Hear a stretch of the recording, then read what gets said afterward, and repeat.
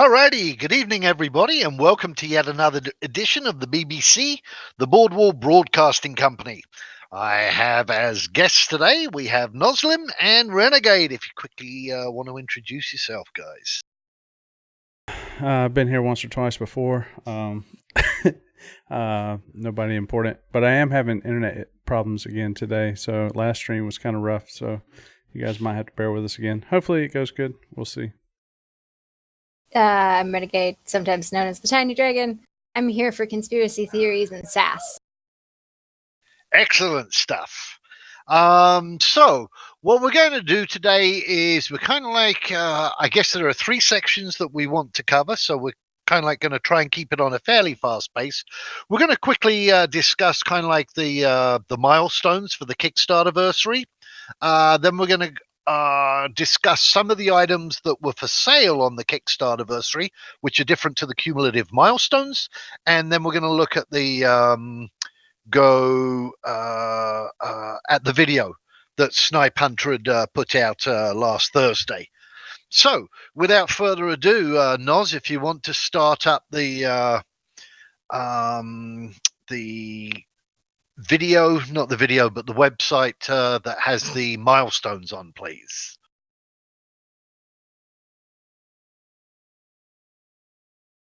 Alrighty, so we're going to scroll through these as we chat.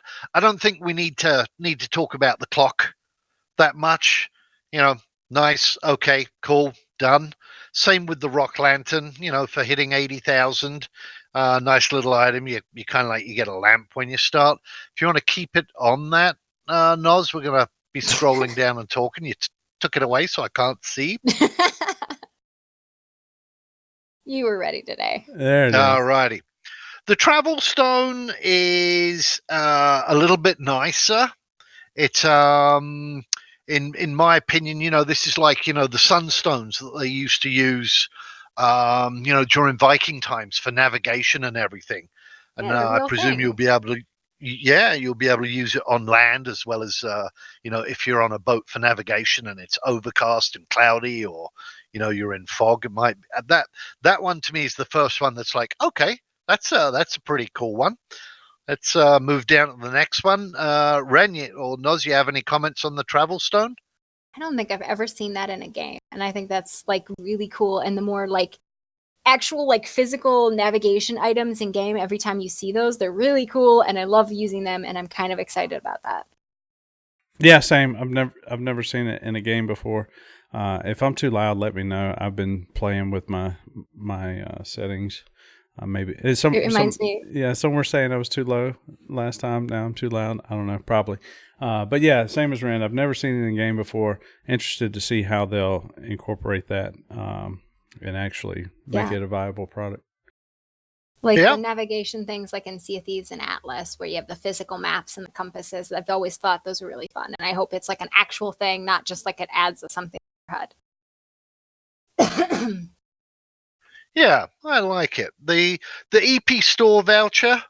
You know, I don't know how much EP we're going to be getting or anything like that, but it's actually a voucher for a free profession, not an actual amount of EP. You can get a storefront, so if you're a merchant, or if you want to, you know, get a voucher for like, you know, blacksmithing or whatever the case, or land use. So it'll probably be like a farming or an orchard kit or something like that. The marked account, which is the 200,000 bonus. I think that's kind of like a neat item. It does, I guess, it does only apply to Bloodline, and you know, people who are typically Bloodline and above, because they have higher reputation and fame, and they acquire it. I guess, you know, the multiplier for acquiring it is larger. They have a greater chance of kind of like, you know, getting a talent, because they'll be more probably involved in the storyline potentially, is how I will phrase that. So, you know, I think it's a nice thing. I don't think it's a game breaking thing. It's a chance to get actually a talent, I believe is what it is. Yeah, it's a talent that's on there, and you only get that one time. and that's for your character. That talent doesn't stay with your soul. Remember that if you know when you perma die, your soul stays with with a certain amount and degree of things that it had learned in its previous life, but your character starts from fresh. So that's pretty cool. Renegade, do you want to comment on the next 2 or 3, starting with Ao's coin? Yeah, I can do that. The coin, small metal token creature. This is the one that I think there was comments about it that they said that this makes sea exploration like an actual potentially viable early game thing. Because it's like you get your body back even if you would like permadie. Is that correct? That's what this one is? I'm kind of in two minds on this. I hear so many sometimes conflicting things, because my understanding is that none of the water that we see around the continent on the actual map is actually what would be considered to be permadeath deep water. That we'll be encountering when we go to start looking for the lost continents. And actually, we'll talk about that, I guess, a little bit more when we get to the last item on here. So, but again, it's a one-time use only. It's kind of, I don't know why it's restricted only to Bloodline. I think it should have been for everybody. I don't see why bloodlines are preferred for ocean travel versus others, but that's kind of like how they've done it. Any comments on that, Nozoren? I think a Bloodlines account is far more valuable than a Duke's or a Monarch's, so it just, I don't know, that I'm with you on that one too, D. It just, why Bloodline only? Is this a typo? Is it Bloodline Plus? Yeah, it is Bloodline Plus. So it's not just Bloodline. It's Bloodline Plus, but what I'm not understanding is why this coin wouldn't apply to everybody. For example, I understand that the EP voucher that was 2 above is for Bloodline and above, because it's Bloodline and above that gets into exposition. So that makes sense if they're getting an EP voucher. But an AO's coin could have been applied to anybody that was kind of like on board a boat, right? I think this is shame on you for not backing us early, and because of that, you miss out on this AO's coin. Swim. I think they're catering. Swim harder. I think they're catering to their higher level packages. Like you could buy an Illyrian package, but I mean, this is for the Kickstarterversary. I think if you had any package at this point, you've gotten it.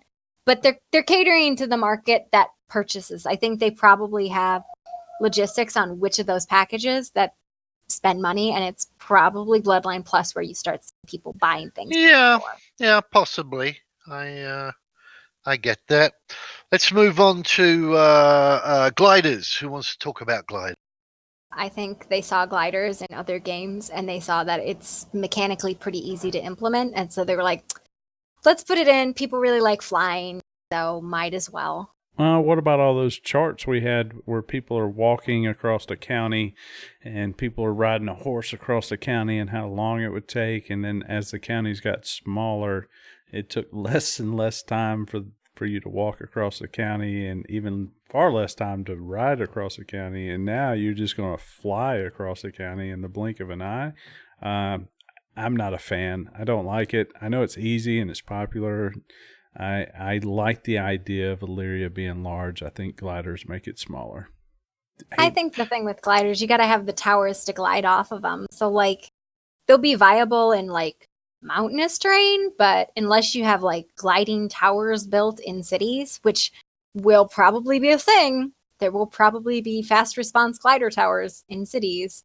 Now, granted, I am completely ignorant to all things gliders because I've been in Cozumel for the last week and the week before that, planning for that. So when all the big news about gliders came out, I was too drunk on a boat in the middle of the ocean to do research on them. So I hope you're right. I hope there are some limitations to it, but I haven't done my homework on that yet.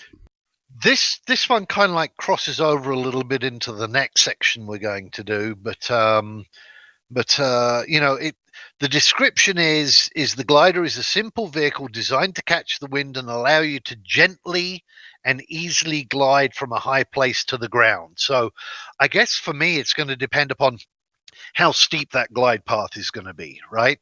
I mean, if you can hang glide, you know, for hours on end like you can in real life, that's very different to it kind of like, you know, being almost like a paper plane that you drop, right? And it kind of like, and it goes down. The bit that kind of like got me a little bit on this, it said the glider can be carefully disassembled and stored in a backpack. And I don't know. I don't know if any of you guys have actually done hang gliding in real life, but you know, when you disassemble a glider, you know, the wing poles are still kind of like, you know, depending upon the, you know, the model and the size and the weight of the person is to carry, they're normally between 8 to 16 feet long kind of thing, you know. And I get that you could probably, you know, this is real life and you can, you know, break it up into several pieces and kind of like attach the poles and everything like that. But it's, you know, the fact that it fits in a backpack, I hope that the poles kind of like fit to the straps outside of the backpack, like they have stated, you know, that a shovel or a pickaxe would, because you know, if a kit pick is going to be flying this and his backpack is, you know, 18 inches from top to bottom inside the backpack, I don't see this as viable, and I hope that it is. I hope that it's heavy. You know, I hope that it really hinders on ground movement once you land, and that it's not, oh, you flip it in your backpack and you can still sprint at full speed, because that to me would be kind of like a little bit game breaking, that you can, you know, hopefully it takes like, you know, 5 minutes to assemble or 2 minutes to assemble even, and 2 minutes to pack up, so that it's not like you can just, you know, whip it out every time you kind of like you jump off a cliff and pull it out your backpack as you're falling to run away from pursuers or something like that, you know. Yeah. It's Mechanically, that's how it's been in other games, though. Like you look at Ark and Atlas, that's how it is in those games. I'm hoping it takes like your quiver slot to transport it or something. But yeah, exactly.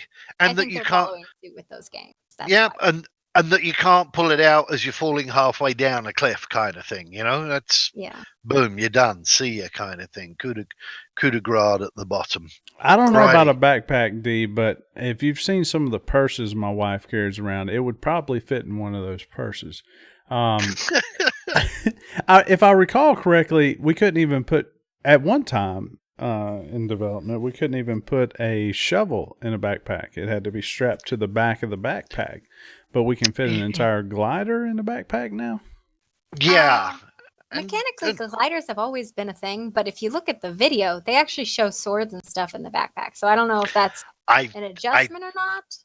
I did see that. I mean, I've seen kind of like, you know, and we'll see the video a little bit later, but I agree with that, Ren. I kind of like winced, you know, in real life a little bit when I was watching that video and I saw, like, you know, there's freaking 3, 4 large watermelons in there. There's a big round shield, and there's stuff he's equipping this stuff out of the backpack into his hands.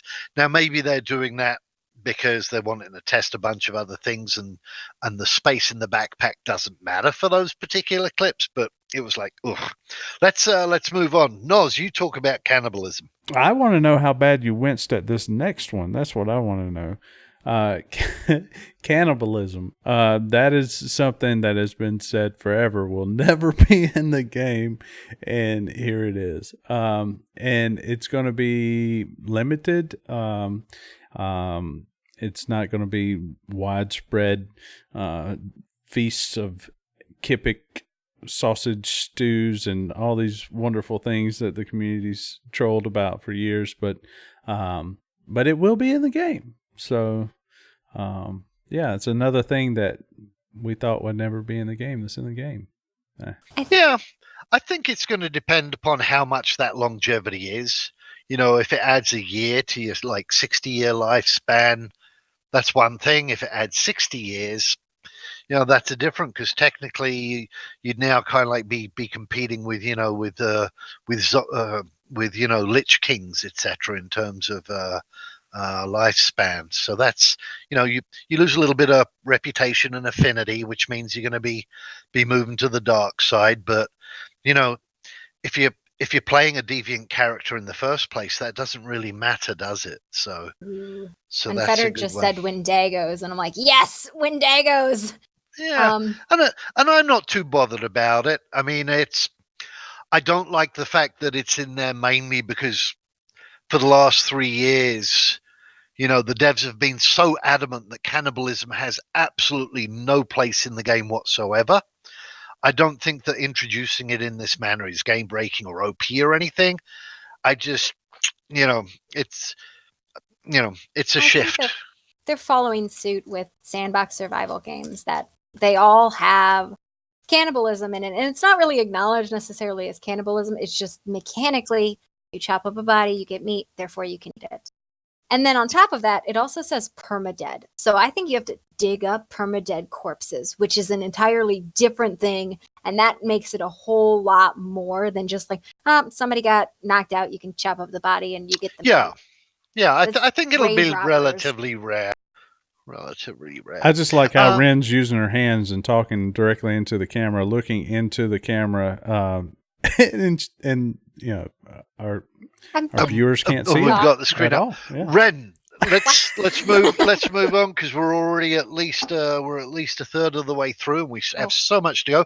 Astral Dreaming, Ren, you take this one because this was your thought. Okay, so I had 2 thoughts on Astral Dreaming. It can either be used for kind of like mechanically healing, like when somebody is spirit walking and they're having a difficult time. If you get somebody you can astrally dream, they can go find that person and try and bring them back, which I think could be used in doctor healing kind of thing. And then I think you could also use it potentially for scouting. So assuming you can see the spirits that are actually physically in bodies of people and creatures, you could use that to scout locations and see who's there, what's there. Hopefully, you can't be sensed, but maybe a mythical creature in a cave can sense a spirit and attack it, which puts some risk in that, which kind of a cool thing too. Yeah. That's my thought on Astral Dreaming. Or when you're PvPing and you're camping somebody's body, you can have one of these astral dreamers come along and help you out and let you know when they're getting close back to their body again, so you can get ready for your next attack. As long as it's kind of, while you're in that, if you're astral dreaming, maybe if it starts eating up some of your spirit life. But even then, I can see it again being metagamed. What was the game that we were playing, Noz? I've forgotten which one it was. Holy crap. It was one of the more recent ones. It was after Gloria Victis. We were playing a game where it was like the Ultima Online thing. Remember that one? But basically, what you could do is you could log an alt in, have him on a different account. Shroud of Avatar. Shroud of the No, it wasn't that one. It was a different one. Too many games. But it's nonetheless, as long as it's like people aren't kind of like standing around in the astral plane and being able to spy and basically use these as kind of like closed circuit TV cameras on everything going around. Legends of Aria, that's what it was. Legends of Aria, that was the one. If you remember, we used to, we're gamers. We will exploit this stuff if legitimately we can, and we would stick our people kind of like in with a that had 100 hiding, and they'd be in the dungeons, and we'd be farming the dungeons with our PvE style characters, and when PvP characters would run in through the door, we'd see it, we'd just teleport the heck out of there kind of thing. And you're basically able to circumvent conflict and everything, and this game is a game about conflict, and I hope that they don't I hope that isn't designed in a way where it can be abused that way. Let's move on past the Hunter's Cloak. That's a fairly self-explanatory one. cool. We got a little bit of kind of like stuff that'll help you camouflage a little bit better. That's great. The double rares, we can kind of like skip past that because that just means, those people that are buying stuff, you get twice the rewards of the rare ingredients like the ferrous metal, etc. The hothouse. I'm not sure how I feel about the hothouse. I'll just very quickly go over it and let you guys comment. I'm fine with it as long as we don't suddenly see, and this isn't kind of like a bash, this is trying to kind of like, I really fell in love with the entire overall concept of Chronicles of Lyria. I liked it almost like from top to bottom. And part of it was the differences between the biomes and the fact that, like the taiga and the desert were far less populated areas. And we've seen, and I certainly don't want anybody penalized. Don't get me wrong on this. It's, but when you've got these settlements and capital cities up in the north, or it could apply, say, for instance, to the desert as well. That have literally got 1,000, 2,000 people in them, and really settlements weren't meant to be larger than towns. That really all you're going to see is, what you do with that, Borne, is you leave the windows open, but you can trap some of the moisture if you do it correctly. Is that all that we see up in the north, up in the taiga, is like this huge city of 2,000 people, right? And then you've got, for like the entire rest of the county is nothing but hot houses, growing, farming stuff from, literally all year long kind of thing. So we're going to see 200 parcels of hot houses, all growing medical marijuana. Yeah. I'm guessing these are going to be like financially, they're going to be difficult to build based on the pricing of, like, they said mica or oiled rice paper. And I mean, the paper maybe not, but the mica I think is probably necessary to heat in. And like sheets of mica, that could just be make it difficult to make due to cost. And like I can't imagine we're going to see like massive spanning greenhouses. I hope not. I hope not. I think that's what D's getting at. We don't want to see that shit because they're so big on, not wanting to break immersion. Well, if you see 400,000 of these fucking things across the country, it's going to be, kind of shitty. I'm going to guess they're probably for growing like exotic things for like recipes for somebody who really isn't cooking, like farming the exotic stuff. Yeah. Probably not for bulk crop production. That just seems not likely. I don't know about you guys, but I want COE to be hard. I don't want it to be easy, and I don't want it to have tons of shit that can be exploited and and used in ways that weren't intended. I'm all for these cool things as long as there's caps on them. As long as there's, I mean, if they make it stupid, like you can have literally hundreds of these scattered down the road in a row. I mean, that's going to be stupid.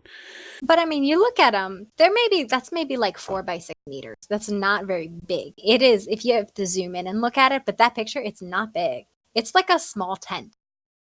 Like these are not massive big buildings. I don't want to get stuck up on this because we're kind of like halfway through the stream already. But I think I just don't want to see them kind of like, not never ending until the end of the horizon. Let's move on to Seed Your Destiny. I think with Seed Your Destiny, this is just gonna, it would be like if you go into town, accept all the quests, and then drop all the quests you don't want to do. That tells the Soulbound engine what you like. And I think this is just gonna be like it. You don't have to do that first group of quests to kind of direct the engine for. I think. Yeah, that makes sense. I could be wrong. It's as a bonus all Bloodline. So does everybody get it? And then as a bonus, Bloodline Plus package holders will be able to use this system for free during exposition. We can use it on our first character, even in exposition, I guess, before game actually starts. They kind of indicated they were doing that really early in character creation. I think this is just making it more. Yeah, I think so. I Let's wanna move group on these to last two. Let's group 'em. subterranean volcanic ecotope. Yeah, I I like think these. These last two, I think, are the best. Ren, you go ahead. Sorry, I didn't mean to cut you off. no, I think with these last two, I think they're cool. My only concern is I think it's adding to the scope of the project, and that was my concern with these. Everything else I think was something they were developing, and this is just giving it to us. These two, I think they're adding new biomes, and I'm a little concerned about that. But like that goes into the exploration of adventures for the subterranean. It's the questing. I think it folds into the quest engine probably pretty well. I'm just concerned about expansion of scope and like meeting deadlines. Yeah, I think they're cool. I don't think it's that much of an expansion of scope. I mean, we're already got delvings in other biomes, and we know that there's going to be a volcano in the game. That's been talked about for a long time. So I think what they're doing is mainly just making it that, if you make cinder ash concrete, from volcanic ash kind of thing, that it's not going to be restricted, for example, um just to one biome or one kingdom kind of thing. and Yeah. and I like that. I get from reading that there might be sulfur fumes. You can't be down there kind of like AFK mining it away on your OPC kind of thing, because you'll probably die. The adventure islands, I don't think that adds too much either. I mean, they've already procedurally generated the world. All they do is kind of like, lift it up in a couple of places at the edge of the map, and whether they're bare, and you have to start from scratch building a town or something. I like it. I like that they're adding that extra stuff, and something more to go in there. We're only, if you can scroll back just a little bit to where the blue line is at the moment, Noz. Just scroll upwards just a little.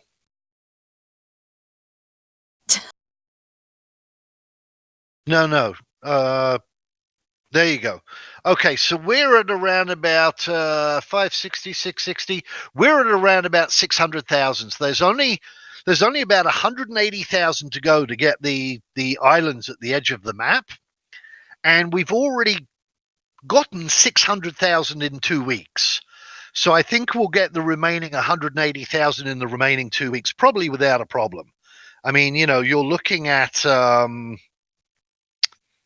looking at, probably hit them. yeah, you're looking at, you'd have to drop 200,000. down below a third of what we're making right now. And so that's the M1. I do want to say congratulations to Soulbound Studios. I think that nobody, including themselves, and expected to be earning this amount of money. I think in the month of September, they netted over $800,000. I think it was $830,000, and the highest amount that they've gotten in from in any given month before. The record prior to that, I think, was Kickstarterversary 2, perhaps, and that was 350,000. So I mean, they've knocked it out of the ballpark. I think it's great. It's wonderful. And I hope that we get to see some, some tangible progress here in the near future. I think this gives a lot of our player base that's interested in adventure and shipwrights and building boats and exploring. I think these adventure islands gives them so much more to be excited about, right? And so you get to find unexplored land that is not way out in deep water. You can sail off the coast just a little ways and find a little island that no one has ever laid claim to before, and that's fascinating, right? Yeah, and I think if we hit these, go ahead. No, go ahead, Ren.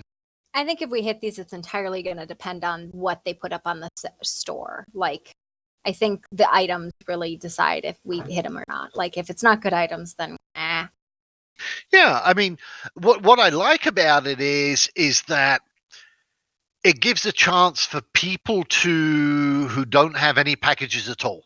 I mean, other than the base Illyrian package, they can get together with a bunch of friends. They can get a coastal cutter, and without a Duke package, Bloodline, any kind of package whatsoever, they can sail off literally almost at the beginning of the game, as long as they stocked enough provisions for food, and they'll probably want to have some tools and everything. But those things will be already existing in game.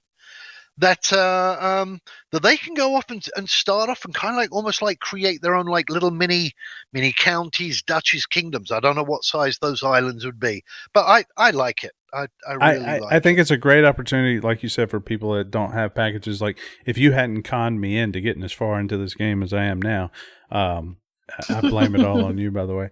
That I would see this and get super excited and say, "Fuck yeah, that's what I'm going to do." To hell with everybody else, because I don't like people in general. I'm going to get one of these boats and I'm going to sail out, and I'm going to go somewhere where no one will find me, most likely, and set up shop. Yep. Alrighty. Very cool. Let's talk about the Kickstarterversary items. Let's talk about the items. Let's go to those next. So, I mean, there's a bunch of them. They've done I think it's like 4 or 5 every week, not to mention like the dailies. And like, I just wanted to talk about the fact that like they're kind of doing repeating patterns for the week, so we can kind of predict what we're going to see next week. Like, every week they've done a farming thing.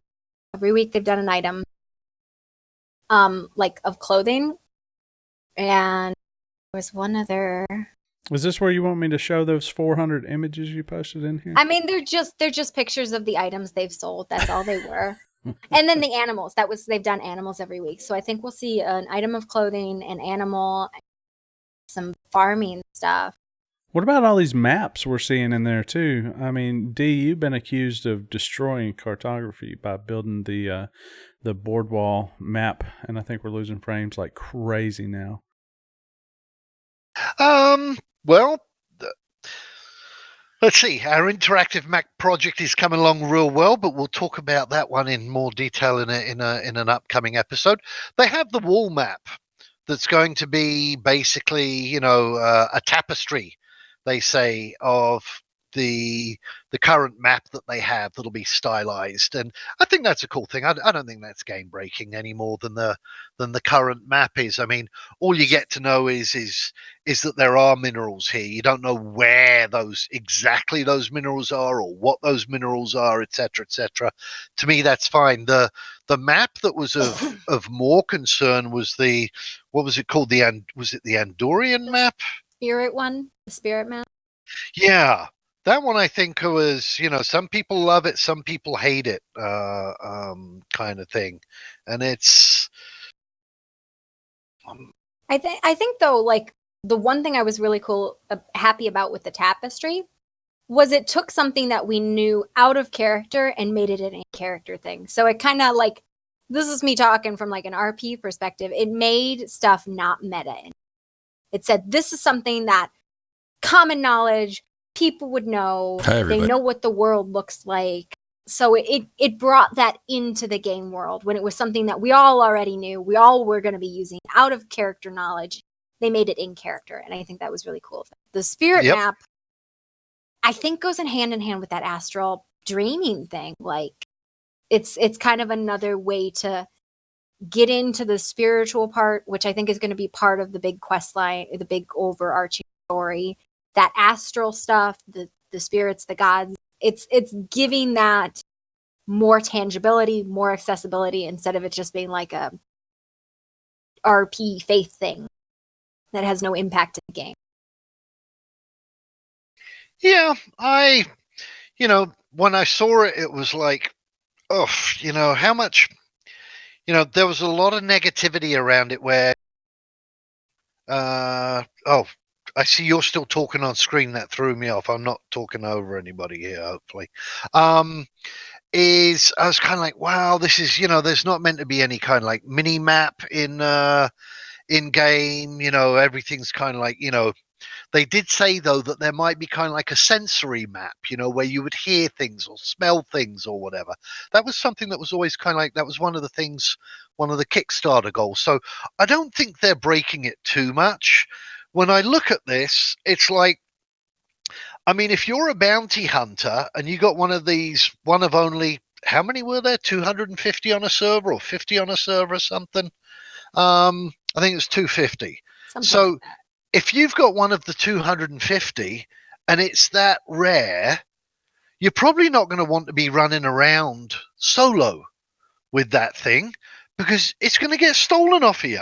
You're going to lose it. You're going to run into a couple of gankers who are going to steal it, and you're going to be crying, and you're going to be, whining in your fucking bastards. They took my Acidorian map, blah blah blah. And so, do you only bring it out when there's lots and lots of people? Well, if there's lots and lots of people, It's not really useful. well, yeah, you're screwed anyway, right? If you're alone, or if you see that there's lots and lots of people, you can go out. It might be something that what I could see using is like maybe somebody would use in their house to see if somebody is snuck in and is waiting for them. But now again, you're running the risk if you pull it out of your chest to check if somebody's snuck into your player built dungeon or something like that. I mean, if they're concealed or they're watching you, you got a chance of losing that map, My thought with this is because, they've said anything that we've sold you can make or acquire in game. I'm thinking it's probably going to be something that can be researched, and eventually maybe that becomes like the mini map style. It becomes a common item maybe 2-3 years down the road. Could be rare at the beginning, but I don't think they would put something into the game that you can't make, because that kind of goes against what they've said. I kind of get that, but I disagree with that. This is a game of conflict. This is a game of wanting to find out who has these kind of items and then going and literally either buying them, let's say, negotiating, or taking them by force. And I think that's a very, very driving part of the game. If these things become common and you can research them and people know how to make them, for me, I don't have one, but I don't want to see them kind of like in the hands of everybody, because then they're no longer special, if that makes sense. To me, it's like, I think there are some items that are fine if they're kind of like, this is kind of like a legendary item, right? And it's relatively rare. And it's like, you only get a certain amount of land on a continent. You're not going to be able to terraform, more land out. And you got 250 maps on a continent. Boom, fine, Yeah. I think it's fine. Yeah, I just suspect that they're not going to build it mechanically and not at some point make it something that people can hold of. Because it's a mechanic they have to build out. Basically, they have built a mini map functionally. So yep. I imagine we'll see something like that in the research tree. Maybe not necessarily these maps specifically, but something, because they won't build a mechanic for 250. I'm scared to talk because every time I do, fucking internet drops. Like that? Yeah, well, just like that. Yep. You just shut up there and look pretty as usual, and Red and I can do the chatting between the two of us. I think we got it covered. What's the next item to chat about then? I don't know. I kind of wanted to just touch on real quick the fact that a lot of people don't know that the store items, most of them are rendered. Half of them are like concept art, but a lot of the stuff is rendered. So like two of the 3 outfits were concept art. One was rendered. The Rebel gear was rendered. So a lot of people like don't understand we're seeing game assets. And I think like the cats, those are game assets they showed us. I don't think those were art. I think those were actual assets. So like SBS has shown us a ton of game assets and people don't even know it. Like the bags on the farming kits, those are game renders. Those are assets from the arena, I think, is a game set. So it's just something like let people know, like we're actually seeing a lot more things like final products about the game that they just don't realize those are actually in game, what they're going to look like. So that was very just cool. My thought on that stuff. What are your thoughts about the invitation to an adventure? And that's the last one we'll cover because we still want to get that comment on Snipe. So let's spend just a couple of minutes on this. What are your thoughts on the invitation to adventure? I think with the invitation to adventure, it's just a lot of people are so afraid that they're going to miss those like the engine's cues to go on quests, that I think it's a security blanket for a lot of people. Like they don't want to miss the one quest that triggers the mega quest in their thing. Otherwise they'll just end up being a farmer the rest of their life. like maybe they want to be a farmer, but maybe they do want to go on that quest. And so I think that might be like, here's a trigger for a major quest line that you might have missed. It's a security thing. Wow. Yeah. It's, as long as it's, I think, you know, from people that I've been talking to about it and everything, like, people are worried that they're kind of like that now, that they're kind of like going to be playing Class B content, whereas people who paid $40 are going to be playing Class A content. And I think as long as that content that this invitation gives you access to, as long as that's available to the regular players through the regular in-game mechanics, it might not be as obvious or as blatant as a, I don't know, as a golden eagle arriving with some kind of engraved gold envelope. And that for the rest of us, it's more subtle and we have to figure it out. I'm good with that. If they're creating specifically other content, that all of these, you're guaranteed that everybody's, you know, going to get a dungeon with a demon in it and everything like that. Oh, that would be, you know, and nobody else can find demons. To me, that would be kind of like a bad move. I don't get the feeling that that's what it is. I don't think that's what it is. And I hope that it wouldn't be. Let's move, because we only got 15 minutes left and that video is 12 minutes long. Noz, if you can roll that video and mute the sound on it, because we don't want the sound from that video. I went ahead and put the post up right now. I've got the post up, the video. It's going to take a minute. Okay.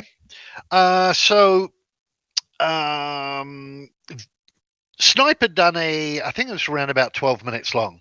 There was a video of him basically doing a dungeon, like a dungeon walkthrough. And Ren, what were your thoughts on? You caught me when I have potatoes in my mouth. I think a lot of people there was some negative response to this, and I think it was because people weren't seeing the item interaction that they were expecting. But what I took away from this video, and I'm coming at this from a developer perspective because that's what I do professionally,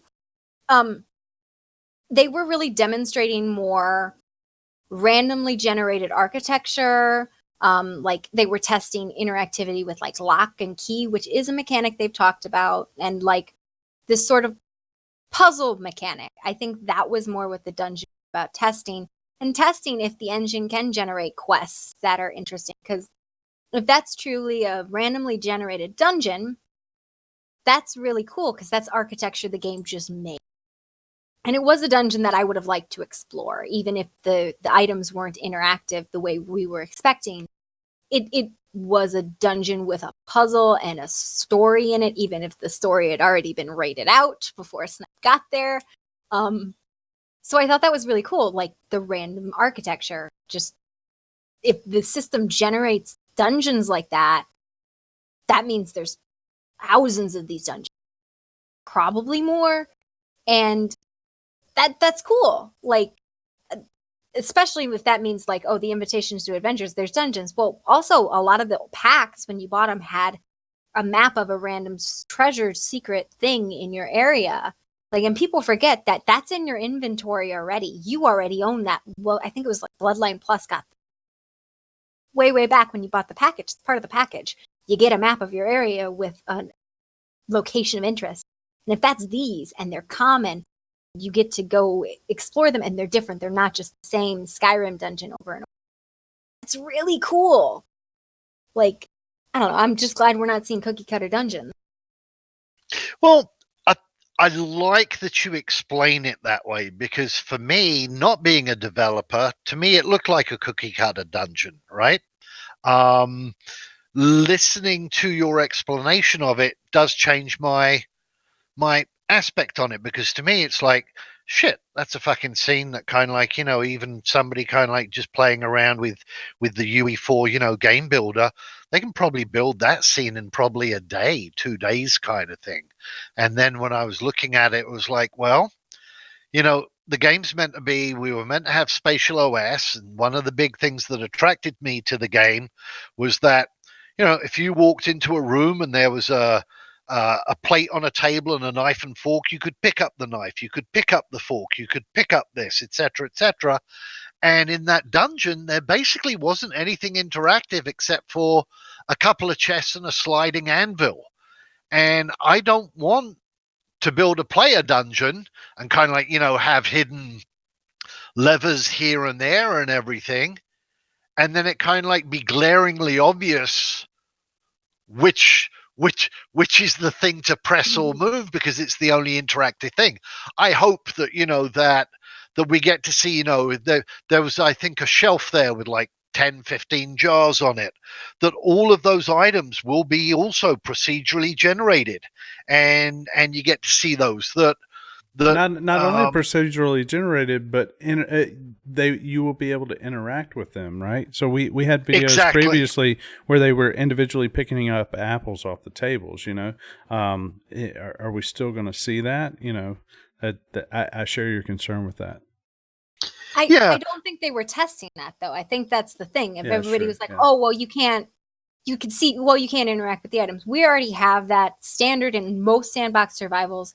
Placeable, like I call them RP items, but like basically every item you can place and you can move them around. And maybe it is like in Conan or Ark where you have to enter an interface to interact with it, which is fine because you don't want to accidentally do what you do in Skyrim and knock everything off your table and then cry because it took you 4 hours to put them.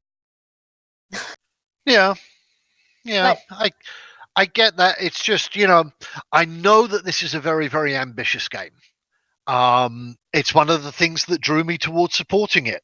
I know that I always knew that it was going to take longer than kind of like, the 2017, 2019 timelines that they've put. I've addressed those kind of things in a previous live stream that we did. But what bothers me, on some level, is that if we're only seeing right now how they're trying to interact with a floating key in low poly, and that the anvil is still sticking to a character in low poly, and we don't have kind of like, all the other things that we're looking at. Is it because those things are developed but they just weren't applied to this dungeon? Or are those things still needing to be developed as well? And if those things are needing to be developed, we could still be quite a ways away from seeing game launch. That's my concern. I think, like, I'm not alone in this. I'd like to be playing the game as of yesterday, kind of thing. We're all excited. Yeah. We're all stoked. We're all passionate for it. I think most of us are mature and understanding that, hey, it's going to be it's a relatively small studio taking on an incredibly ambitious project, and that's part of what I love about it. But are they going to be able to get all of that? I think the thing is, and it's really hard to explain. We're looking at what traditionally would be gray box. So animations, or assets, all of that stuff comes after the mechanics have been developed. So they're testing in this dungeon here. They're testing interaction mechanics. So like when you click on a door, does it utilize keys? When you click on a movable object, does it interact with you to move? We're not testing if the animations are functional. We're not testing assets are available, which is why, like, when the doors didn't fit the frames, didn't worry me. It just meant that they didn't do the asset yet. It's usually gray box at this, so it would be one box moving another box. I think Ren, I think the point is, when we watched the video that was made several years ago describing what is Chronicles of Illyria, and that you get the interaction with the guy touching the torch to the lantern and picking the apples up off the table. That was high poly. That's what a lot of us are waiting for. We're waiting to see that in low poly in one of these videos. And I think what you're saying, I don't want to put words into your mouth, but looking at this video, it looks like we're still a long ways from that, and that's disheartening. Yeah, I mean, I don't want to be a negative ninny whatever on it. I mean, any kind of like sign of progress for me is great, is good progress, right? We're seeing stuff where they're doing stuff above ground, they're doing stuff below ground. I guess I guess my point is, and I'm glad that they're doing it. I mean, I think it kind of like dispels the thing that, oh, this is vaporware, it's this or that. It's not. I think the devs are working very hard on the project, and I think they're working very honestly and everything. But when I see, basically, and I understand why we're working in low poly, and I support that as well. It's so that the game can be developed quicker. But when I see basically, in low poly, a basic medicine quest, and it's not necessarily smooth, or I see like, some combat and it's not, quite fleshed out, or I see a guy going through a dungeon and he's stuck to an anvil kind of thing. It's like, these to me, given the scale of some of the things that are to be accomplished in this game, these are kind of like some of the low-hanging fruit to be developed, in my opinion. I could be wrong. And it's not knowing the development order. That's all it is. It's animations, assets. Those come last after you develop the mechanics. And usually, where they'd be testing right now, it would be text. Like that's why mud. I think would have been a lot better for expectation setting, because that's more the mechanic. I think they now have to do assets. I'm trying to understand where the hate for this particular video is coming from, and I think that's where it stems from. Is players seeing that super high poly, awesome video, 2+ years ago, and now we're still looking at this. So, yeah, that was done with a different engine, with those pre-existing assets that they purchased for demo rights. That was what's the engine? It's not the Soulbound engine. The UE4? Something. Unreal Engine. Those were Unreal Engine assets. And that was them trying to show what they wanted to do. That wasn't the game. That was Unreal Engine and Unreal Engine mechanics. And that was why it's so different for people. Because they're thinking that exists and it doesn't. I get that. Funny enough, whereas kind of like, the doors that didn't fit bothered a lot of people. I get that. It didn't bother me that the doors didn't fit.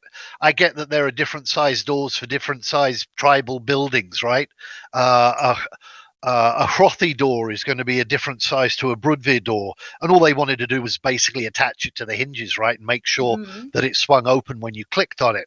I get that, and I accept that. Those things don't kind of like underwhelm me. What underwhelmed me was object interactivity. It was just a lack of there was a lack of stuff that to me would differentiate this in some of the ways that in my mind, and perhaps I've constructed COE to be more than it kind of like is, but it kind of like it didn't, it was great to see. I want to reiterate that. But it didn't kind of like, I wasn't necessarily expected to be wowed as much as, oh, great, here I can see them doing XYZ that they said was going to be where, oh, here are all the objects that can be interacted with, or here is this, or here is that. A floating key, a floating magic was kind of, it made me cringe a little, Yeah, it's hard to point out, like, because this me looking at it as a dev, I was like, it's a randomly generated dungeon that makes sense. It doesn't just have looping hallways for looping hallways sense. Like, this logically made sense to me, like a place that somebody could have lived. There was stables and the flow was logical, and it was randomly generated. They didn't put the set pieces in. The stuff all came out of the program. Yeah, and that I think was the exciting part.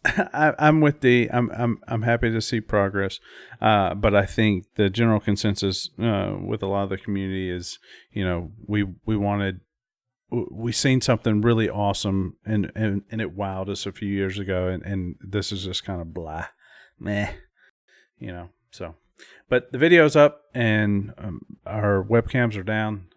Trying to preserve bandwidth, so. D, I don't know what you got left here. No, I think we're about done. We're pretty much at the top of the hour. Want to thank everybody for coming and being a part of the live stream. It was great. As a matter of fact, the chat was scrolling so fast, I really wasn't really able to keep up with it and kind of like comment on it like I usually like to. But I think that's wonderful to see you guys interacting in there. There is still up on the chat screen if you want to help support us. Again, even if you pledge $1, $5, $10, $25, whatever a month, it really, really helps us keep this kind of stuff running. these things do take, a little bit of time to put together, although it kind of like seems that we're shooting from the hip. We're normally kind of like, gathering screenshots, talking about stuff ahead of time. It can take quite a few hours just to produce kind of like, one show, and then all the stuff that's needed to actually produce it. So thank you, everybody. Thank you to the guests for being here, and we'll see you in 2 weeks' time. Bye. Have a good night, everyone.